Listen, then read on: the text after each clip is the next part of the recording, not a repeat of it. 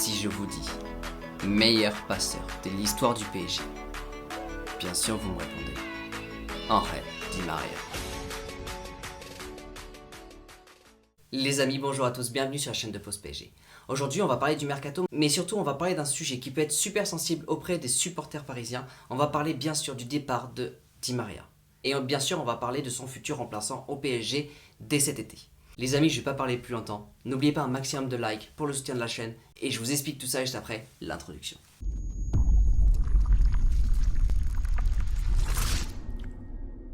Bon, Di Maria, comme je vous l'ai dit il y a 1 ou 2 mois, malheureusement Di Maria est sur le départ. Et l'idée c'est que le PSG ne veut pas du tout le prolonger. Donc Di Maria est bel et bien sur le départ dès le mois de juin.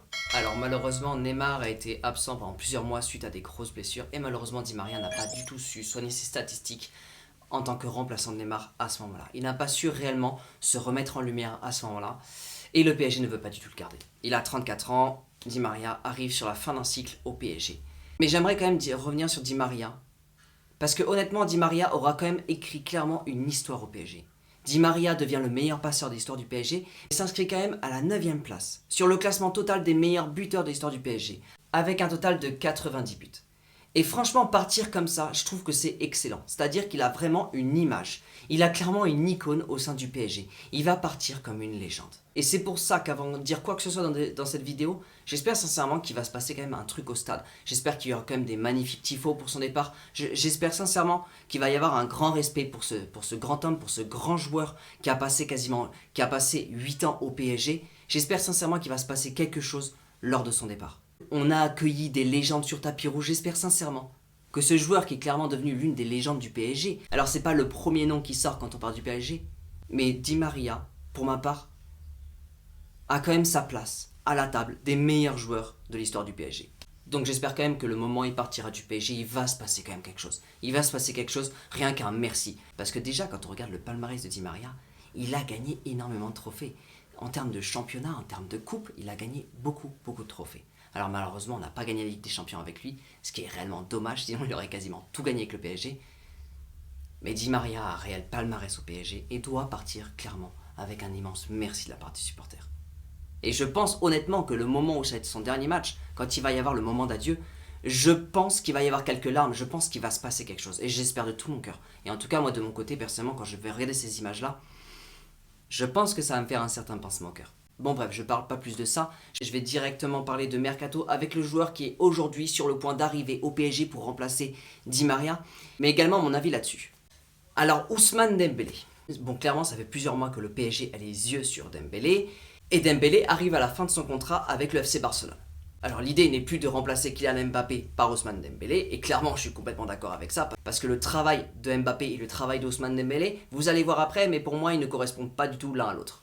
L'idée aujourd'hui, ce serait de faire partir Di Maria pour faire venir Dembélé. Alors il va clairement avoir plusieurs points à traiter parce que c'est pas si simple de voir les choses comme ça. Parce que remplacer Di Maria par Ousmane Dembélé, il y a des points pour et il y a clairement des points contre. Bon, clairement je vais commencer par les points contre. Il y a des choses qui sont extrêmement importantes et qui peuvent énormément apporter au PSG. Bon déjà je vais parler directement de son talent. Dembélé est extrêmement puissant, il est extrêmement fort. Il va avoir de la vitesse, il y a des super bons dribbles. Et justement, au PSG, en ce moment, on manque d'un joueur qui est capable de déstabiliser une défense et surtout de la percer d'un coup. Ousmane Dembélé va arriver pour ça, justement, pour arriver à percer des défenses. Et surtout, il y a quelque chose qui est extrêmement important, c'est qu'il arrive à jouer des 2 pieds. Donc du coup, impossible pour un défenseur d'anticiper ce qu'il va pouvoir faire. Dembélé va être capable de totalement déstabiliser une défense. Et ça, justement, je suis pour. Ça va être extrêmement bien pour le PSG et ça va apporter quelque chose en plus. La deuxième chose, ça va être son âge. Aujourd'hui Dembélé il a 24 ans, il est né en 1997, donc directement là-dessus c'est parfait. Il va arriver au PSG, il garde quand même devant lui une grande marge de progression et surtout un remplaçant de long terme, c'est parfait. Dembélé est jeune, Dembélé est bourré de talent, donc du coup arriver au PSG comme ça, c'est impeccable. La dernière chose bien sûr, c'est qu'au niveau de l'adaptation, il n'y a rien à dire.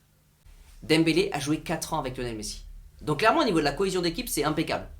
Messi joue au centre et du coup on voit des ballons pour Dembélé qui lui arrive à provoquer et à déstabiliser des défenses et surtout les percer facilement. En restant dans l'adaptation, on s'aperçoit également que Dembélé a joué en équipe de France avec Kimpembe et Kylian Mbappé. Si Kylian Mbappé reste, on peut avoir clairement une adaptation juste extrêmement rapide de la part de Dembélé. En plus avec la langue française, il est à Paris, il revient dans son pays natal, c'est parfait, il n'y a rien à dire. Bien sûr j'ai évoqué les points pour, Et maintenant, on va attaquer les points faibles. Et il y a quand même beaucoup de choses qui sont à l'encontre de tout ça. Malgré que Dembélé soit un pur talent, le problème c'est qu'il n'est pas du tout fiable. Déjà, la première chose, c'est que quand vous regardez son nombre de blessures au FC Barcelone, il arrive à un total de 702 jours manqués.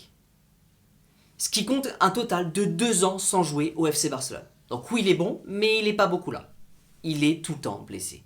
La deuxième chose, c'est qu'en sortant aujourd'hui du FC Barcelone, il arrive à un total de buts et de passes décisives qui n'est pas forcément incroyable par rapport à son temps passé au FC Barcelone. Donc Dembélé est bon, Dembélé est super efficace, mais le problème, c'est qu'il manque de professionnalisme. Et justement, on va y venir, il se disperse beaucoup trop. C'est-à-dire que c'est un joueur qui, quand il va jouer dans un club, il va avoir besoin clairement d'un bon manager. Parce qu'il a tendance à beaucoup trop se disperser. On parle notamment des retards, de l'hygiène de vie, des blessures.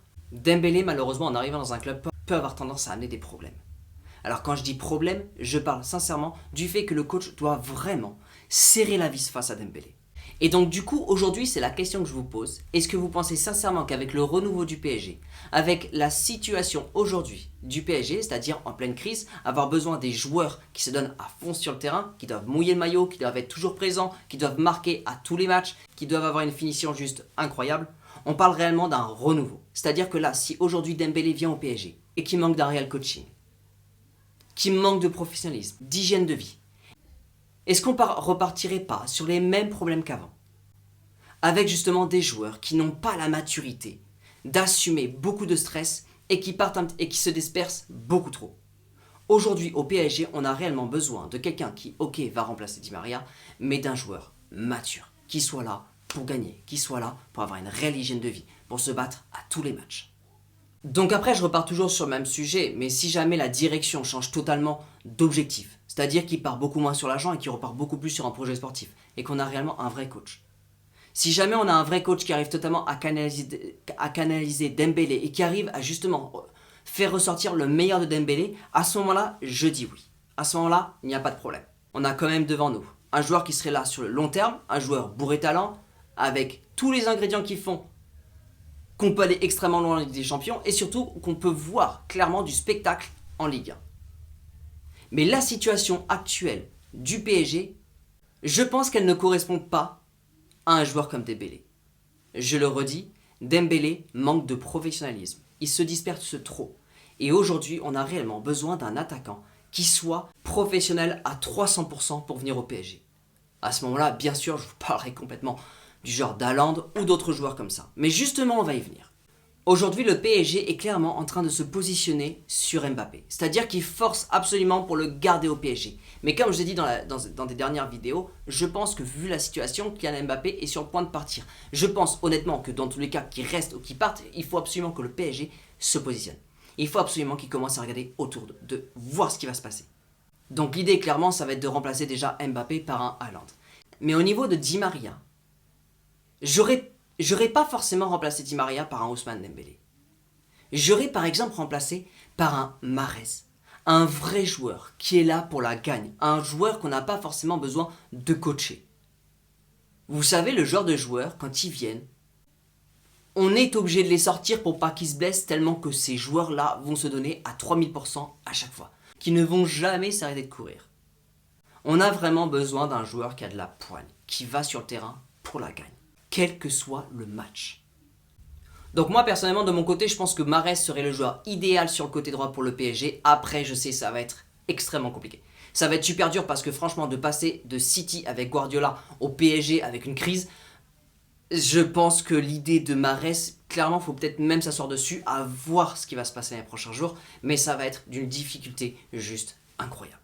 En tout cas pour moi Mahrez serait juste l'idéal. Après n'hésitez pas à me dire dans les commentaires ce que vous en pensez. N'hésitez pas d'ailleurs à me dire dans les commentaires quel serait pour vous le meilleur remplaçant pour Di Maria. Pour conclure cette vidéo, franchement au niveau de Di Maria, c'est presque officiel dans le sens où l'information vient directement de Loïc Tanzi. Donc clairement les sources sont extrêmement fiables. Et franchement, même si aujourd'hui Di Maria ne rentre plus dans les projets du PSG, ça va quand même faire un petit pincement au cœur quand il va partir, honnêtement. Les amis, j'espère sincèrement que cette vidéo vous a plu. N'oubliez pas le petit like et l'abonnement pour soutenir la chaîne. Merci beaucoup d'avoir aidé cette vidéo jusqu'au bout. On reste à fond derrière le mercato pour voir comment le PSG va pouvoir se relever et surtout quelles vont être les futures pépites qui vont arriver au PSG. Les amis, n'oubliez pas, prenez soin de vous. Merci beaucoup pour votre soutien. Et n'oubliez pas, ici c'est Paris.